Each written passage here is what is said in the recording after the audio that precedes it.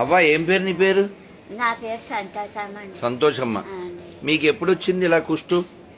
12వ సంవత్సరాన్ని వచ్చిందండి గారు. 12వ సంవత్సరం.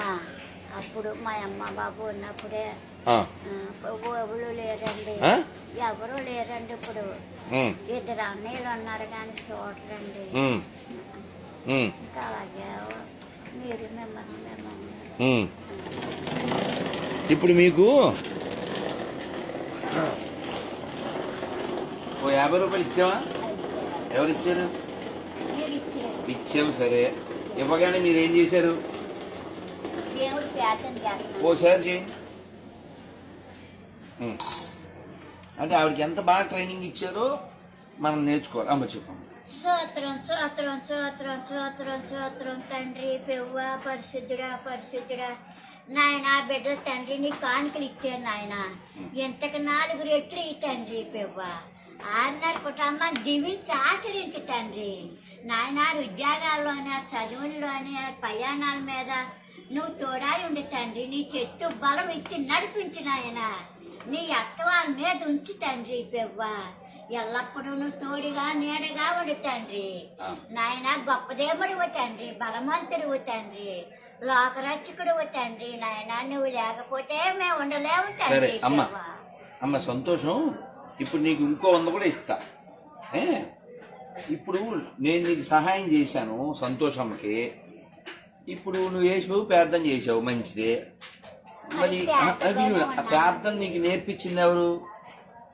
మేము దేవుడి కాడికి వెళ్ళి మేము బాప్తిజం తీసుకొని మేము నేర్చుకున్నాం. సరే, బాప్తిజం ఎప్పుడు తీసుకున్నావు? కదండి ఒక 20 సంవత్సరాలు. 20 సంవత్సరాలు. సరే, రైట్, ఓకేనమ్మా. మరి నువ్వు ఇప్పుడు ఆ ప్రార్థన చేసినప్పుడు లోకరక్షకుడు అది ఇది అని చెప్పావు కదా, మమ్మల్ని చల్లగా చూడాలి, ఇది ఇదను మంచిదే. మరి నువ్వు 20 సంవత్సరాల క్రితం బాప్తిజం తీసుకున్నావు, మరి నిన్నెందుకు ఆయన ఏం చల్లగా చూడలేదు?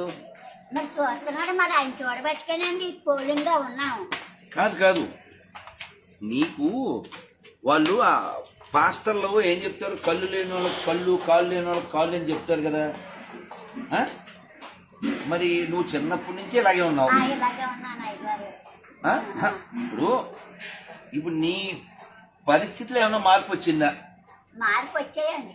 ఏం మార్పు వచ్చింది? బాగు చేశాడు దేవుడు. ఎలా మరి? ఏమి ఇక్కడ పడిపోయాయండి, పడిపోతే ఆ దేవుడు బాగు చేశాడు. ఇప్పటికి శుభ్రంగా ఉన్నాను. ఇది వరకు అది కూడా లేదా? లేదండి. మార్పు వచ్చిందండి. దేవుడు మార్చకపోతే మేము ఎలా బతుకుతామండి? దేవుడు మార్పు ఉంది. దేవుడు మార్పు ఉందా? ఇప్పుడు నీకు జనం డబ్బులు వేస్తున్నారా? వేస్తారండి, రూపాయి పాపాయి ఆ చేతిలో ఉన్న కాడికి వేస్తారా. ఇప్పుడు ఆయన నేను 50 వేసాను, ఇంకో 100 కూడా ఇస్తున్నా. ఎందుకు ఇస్తున్నాను నీకు? ఆ దేవుడు మిమ్మల్ని ఇంకా రక్షిస్తాడు, ఇంకా ఎక్కువ ఇస్తాడు దేవుడు.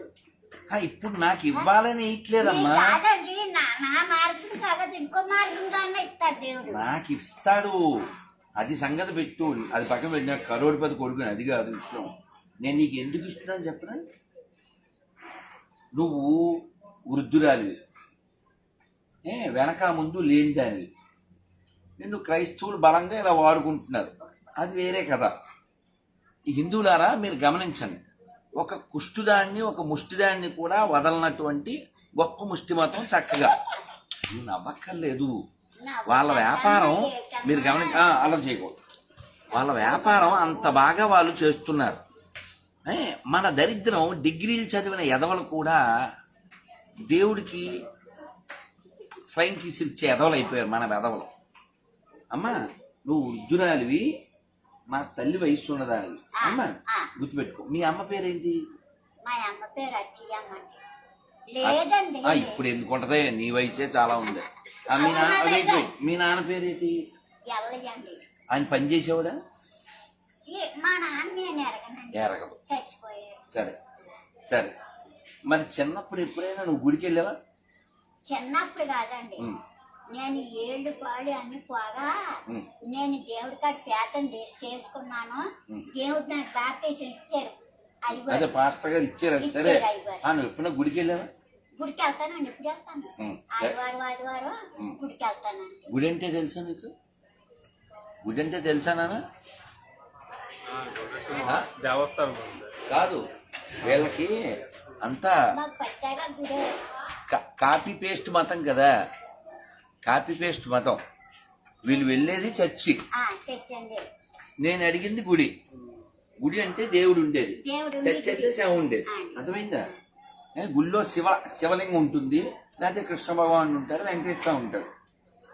చర్చిలో ఎవరుంటారు? చర్చిలో ఎవరుంటారు? చర్చిలోనండి మాకు చెప్పులు అమ్మగారు అయ్యగారు ఉంటారు. అంటే దేవుడు ఉండదా? దేవుడు ఉంటాడు. దేవుడు ఎక్కడ ఉంటాడు? దేవుడు గోడక వేస్తారు, మేకులు కొట్టి వేస్తారు, నిలబెడతారు. ఆ దేవుడి కానీ గుళ్ళు పట్టాగా ఆ దేవుడి గుడి ఉంటుంది. గుడి అంటారా దాన్ని చర్చ్ అంటారా? చర్చి అంటారు, గుడి అంటారు. రెండు అనకూడదు, ఒకటే అనాలి. చర్చి గుడి అంటే దేవుడు ఉండేది, శవ ఉండేదని చర్చ్ అంటారు. మీ అమ్మ ఎప్పుడైనా చర్చికి వెళ్ళిందా? మా అమ్మ వాళ్ళు వెళ్ళలేదండి. వాళ్ళు గుడికి వెళ్ళి ఉండేవారు, భజన చేసుకునేవాళ్ళు, ఏదో రామకృష్ణ. అంటే అంటే తల్లికి చేసేవారు కానీ గుడి వాళ్ళకి చర్చి తెలదు, మతం తెలదు. ఈ మతంలో నువ్వు 20 ఏళ్ల క్రితం వెళ్ళావు, ఇప్పుడు వెనక ముందు ఎవరు లేరు. ఇప్పుడు మేము వేసిన డబ్బులు కూడా పాస్టర్కి ఇస్తుంటావా? ఇస్తామండి. లేదు, వినండి వినాలి ఈ మాట. చూడండి, ఇప్పుడు నేను 150 ఇచ్చాను. ఇందులో ఇప్పుడు నేను ఆవిడ వృద్ధురాలు, నువ్వు చెప్పు, లిస్ట్ చెప్పు, వినండి. ఈ మతం ఎలా బతుకుతుందో ఆ ముష్టి వాళ్ళ ముష్టికి తీసుకుని బతుకుతుంది. బియ్యం ఇస్తావా నువ్వు? షీజ్ బెగ్గర్, వాడు ఎంత బెగ్గరో అర్థం చేసుకో. దేవుడి దగ్గర తీసుకునే ముష్టి బియ్యం. ఇంకా నువ్వు తీయవే సరిగా ఈ డబ్బులు ఎంతైతే ఎంతైనా దశం భాగం, అది లేకపోతే మాత్రం లేదు, అది దశం భాగం. వినండి బియ్యం ఇస్తావు, డబ్బులు ఇస్తావు, ఇంకేమిస్తావు? నీ దగ్గర ఉంటే గుడ్డు ఇస్తావు, కోడిగుడ్డు. ఇది ముష్టి మతం. హిందువులారా గమనించండి, మన గుళ్ళో హుండి ఉంటుంది, డబ్బులు వేయడం వేయకపోవడం మన చేతుల్లో ఉంది. కానీ ఒక ముష్టిదాని దగ్గర కూడా ముష్టి ఎత్తుకునే మతం అది. ఈ దశం బాగా మనకెందుకు అనుకుంటాం మనం, అది మన దరిద్రం. ఆవిడ క్రైస్తవురాలని నేను దానం చేస్తా, ఓ క్రైస్తవుడు అలా చేస్తాడా? అది ఆలోచించండి. కాబట్టి అన్ని సమానమనే దరిద్రులు మారాలి. ఎందుకంటే ఇప్పుడు అమ్మా చెప్పు, హరే కృష్ణ విన్నారా? విడి తీసావా? విన్నారా? మీరు గమనించండి, మీరు విన్నారా? ఏమి ఎక్కిచ్చారు వాళ్ళకి? అచ్చాయన కూతురికి. అదే మనం ఉన్నాం. ఆడు కనబడితే ఒరే బాగా రారా అంటే కేకు వేసుకుని తినేస్తాం. సలీం పిలిచేయడం, సలాం కొట్టుకుంటూ గులాం లేవని హలీం తినేస్తాం. మీరు గమనించండి, అన్ని మతాలు సమానమనే వెధవలు, అది నిజం కాదు అనే విషయం గమనించండి. అదొక అబద్ధం. అదోయిందా? ఈవిడ ఎవరికి పుట్టింది? ఇక్కడ ఆవిడకి కేవలం ఇప్పుడు ఆ పాస్టర్ పేరు తెలుసమ్మా? మీ అయ్యగారి పేరు?